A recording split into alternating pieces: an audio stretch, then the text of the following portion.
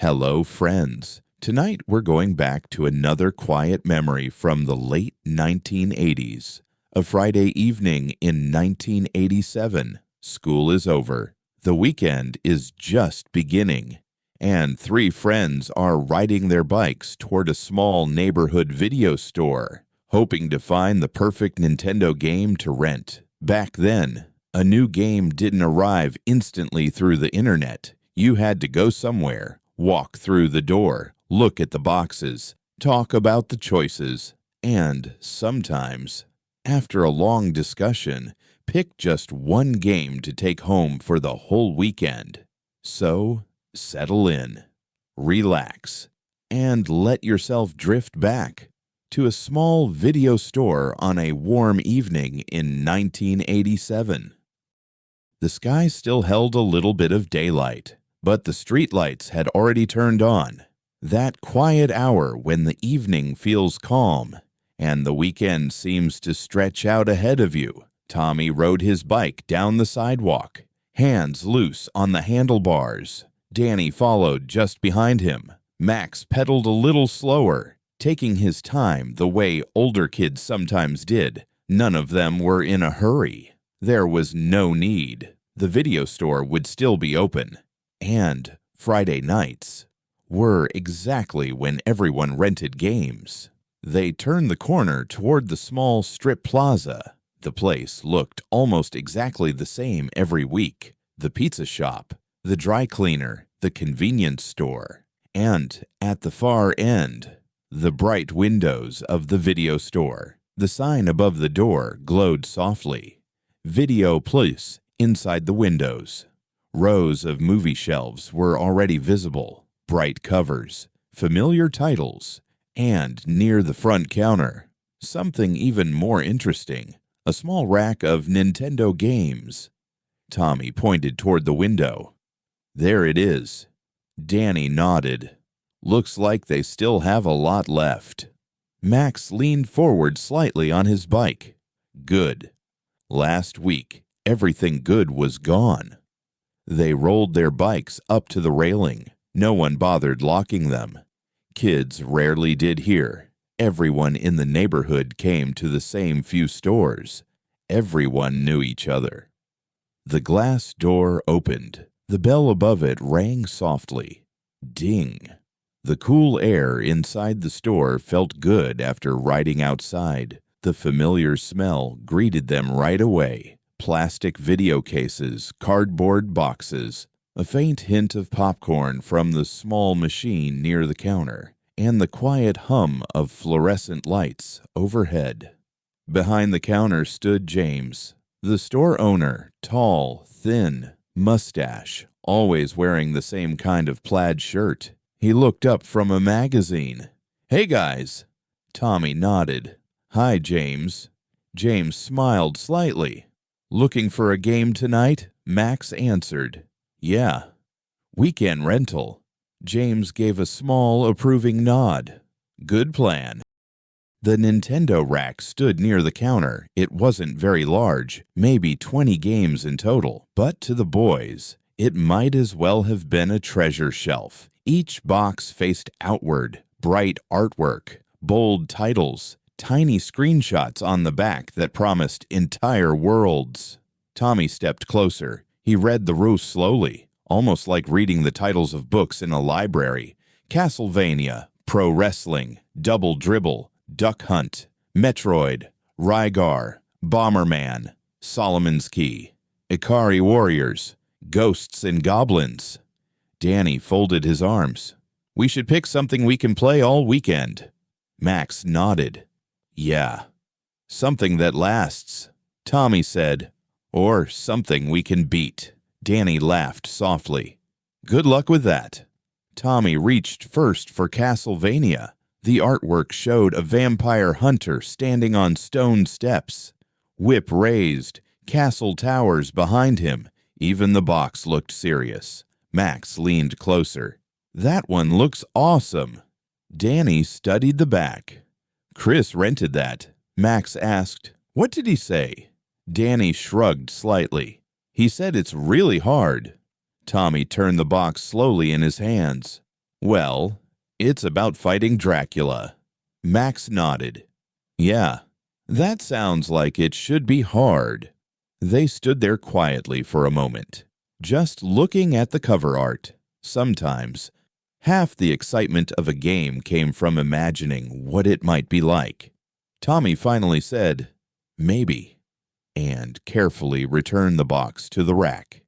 Danny reached next for pro wrestling. The cover showed two muscular wrestlers facing off under bright arena lights. Danny smiled immediately. "That one's fun." Max nodded. "Yeah? I played it at Kevin's house." Tommy leaned in. "Which wrestler did you pick?" Max answered quickly. "Starman." Danny laughed. "Everybody picks Starman." Max shrugged. "He's the best." Tommy thought for a moment. "But we've already played wrestling games." Danny nodded slowly. "Yeah." Max added, "If we're renting one for the weekend." "Maybe something different." The box returned to the rack. Tommy's eyes moved to the next box. Double Dribble. The cover showed two basketball players jumping toward the hoop. Bright arena lights. Crowd in the background. It looked fast, almost like the arcade games at the mall. Max leaned in immediately. "That one has the dunk scene." Danny nodded. "Oh, yeah. When you score, sometimes the screen changes." Tommy turned the box around. "You mean like the close-up?" Max nodded again. "Yeah." "The guy jumps up and slams it." Danny smiled. "That part looks really cool." Tommy studied the screenshots. "But is the game good, though?" Max tilted his head. "It's okay." Danny laughed quietly. "That's not very convincing." Max shrugged. "It's fun for a while, but maybe not all weekend." That was usually the real test.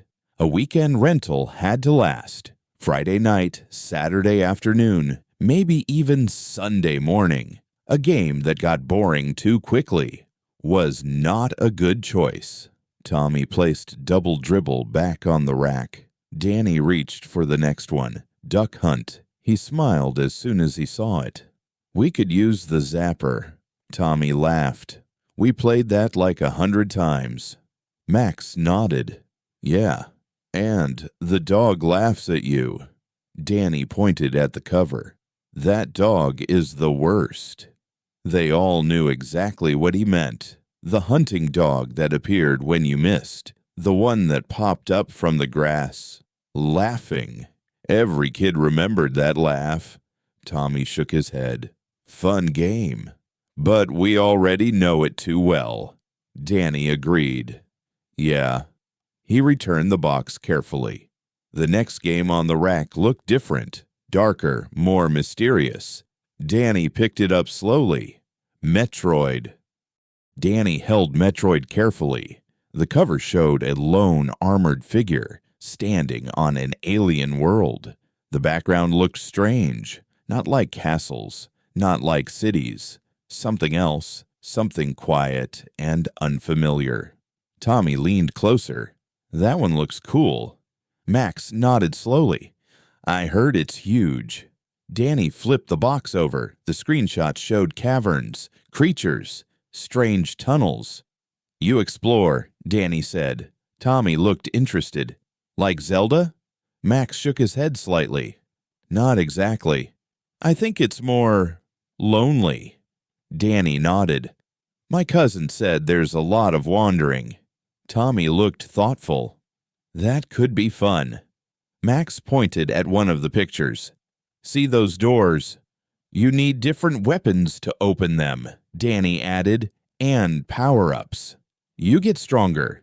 They stood quietly for a moment, thinking about it. Then Tommy said slowly, "But could we beat it in a weekend?" Danny hesitated. "Probably not." Max nodded. "That's more like a long game." Tommy sighed a little. "Yeah. If we start it, we might not finish it." Reluctantly, Danny returned Metroid to the rack. Sometimes the best games were also the hardest ones to rent, because you wanted more time with them. Max scanned the next few boxes. Then he picked one up with a grin. Bomberman. The Bomberman box looked cheerful. Bright colors, cartoon characters, little explosions drawn across the cover. Danny leaned closer. I saw that at the arcade once. Max nodded. You plant bombs. They explode in straight lines. Tommy watched the screenshots. And you trap enemies. Danny smiled. That could be fun. Max pointed to the back. Look at the maze. The level looked like a grid. Small walls, open paths, little enemies wandering around.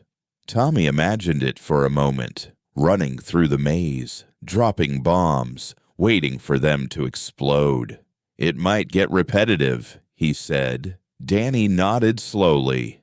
Yeah. Max shrugged. Maybe. Bomberman returned to the rack.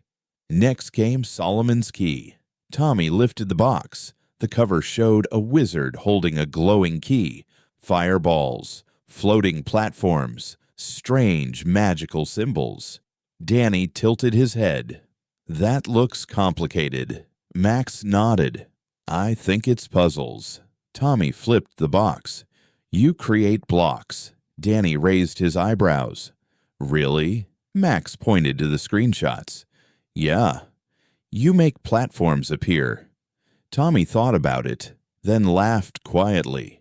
I'd probably get stuck on the second level. Danny grinned. Same. Max nodded.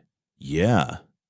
Puzzle games had their place, but maybe not for a weekend rental. The box slid gently back into place. Only a few games remained. Danny reached for Ikari Warriors. The cover showed two soldiers running through a jungle battlefield. Explosions everywhere, helicopters above. Max looked interested. That one's like the arcade. Tommy nodded. You shoot in every direction. Danny flipped the box around. You have grenades too. Max smiled. That's cool. They studied the screenshots. Small soldiers, trees, rivers, enemies everywhere. Tommy imagined trying to survive all of that. Looks hard. Danny nodded. My cousin said you die a lot. Max laughed. Sounds about right. Ikari Warriors returned to the rack. That left one very famous game. Danny picked it up slowly. Ghosts and Goblins. The knight on the cover stood surrounded by monsters. Skeletons, demons, flying creatures. Tommy immediately recognized it. Oh yeah. That one's legendary. Max chuckled quietly. For being impossible, Danny nodded. My cousin rented it. He said you die almost immediately. Tommy laughed. That sounds frustrating. Max added, and even if you beat it, the game makes you play it again. Danny blinked. Seriously? Max nodded. Yeah. Second quest. The boys stared at the box. It looked exciting, but also terrifying. Tommy slowly placed it back. Maybe not tonight. Only one box remained on the rack. Max picked up the final game, Rygar. The cover showed a warrior standing on a rocky cliff. In his hand, a strange circular weapon. Danny pointed. What's that thing? Max read the back. Disc armor. Tommy smiled. That sounds awesome. Danny examined the screenshots. There were platforms, enemies, but also something else. Little towns, doors, places to enter. This one has exploring too, Danny said. Max nodded. Yeah. And fighting. Tommy looked interested. That's a good mix. At that moment, James walked over from the counter. He had been watching the discussion for a while. He nodded toward the box. Rygar's a good one. The boys looked up. Danny asked, Have you played it? James nodded. Yeah. Bit of action. Bit of exploring. He tapped the box lightly. And it has passwords. Tommy's eyes widened. Really? James smiled. Yep. Good for a weekend rental. Max nodded slowly. That sounds perfect. Danny agreed. Yeah. Tommy grinned. Let's do it. James opened the plastic case. The cartridge slid out with a soft click. He placed it inside the rental sleeve.